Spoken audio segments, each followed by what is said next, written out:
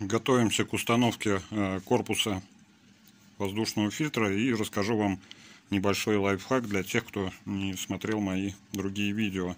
В общем, очень частое явление, значит, сорванная резьба под саморезы в корпусе фильтра, и болты там начинают прокручиваться. Как решить эту проблему? То есть я беру вот обрезки хомутов пластиковых, которые под ногами обычно валяются, и просто тупо его вставляете в отверстие и обкусываете по нужной длине, и все, и саморез туда прекрасно вкручивается. Ну, даже если при следующем откручивании вывалится, новую вставили и так далее.